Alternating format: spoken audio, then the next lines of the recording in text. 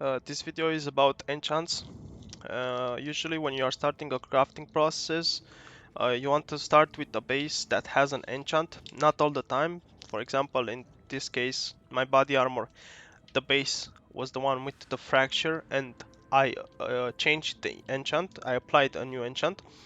But in some cases, like for example the helmet, the only way to obtain a helmet enchant, it's going to be um, with the labyrinth.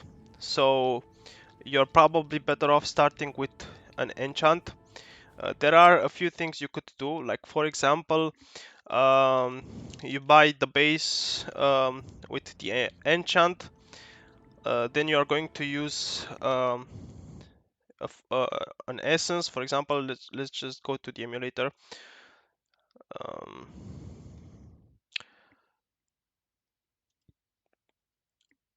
how do I do this?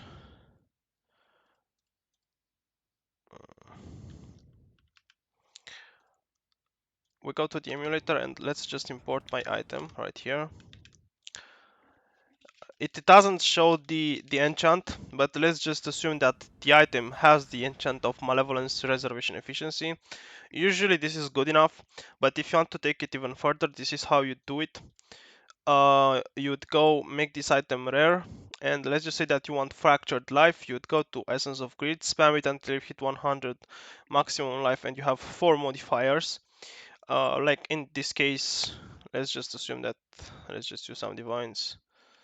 Uh, like this, we have 4 modifiers, and then you'd use a fracturing orb until you hit 100 maximum life fracture, and you already have the enchant. This would be like the best of the best helmets.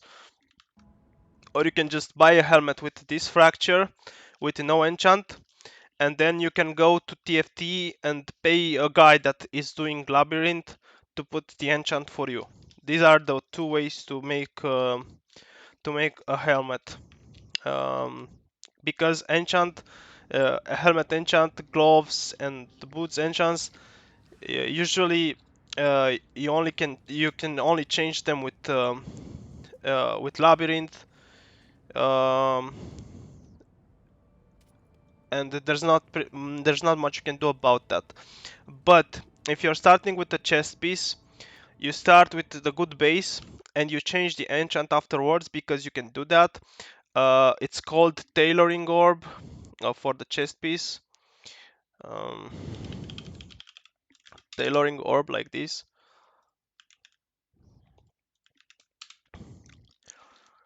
And also you can use tempering orb. This is for the body armor only. These are the modifiers that it gives you, and these are quite expensive. I think they're half a divine, as you can see. And then tempering orb, which are used for weapons. Usually, if you're crafting wands, scepters, you don't need tempering orbs. This is more like for bows, two-handers. Um, but if you need an enchant on your weapon, you use tempering orb.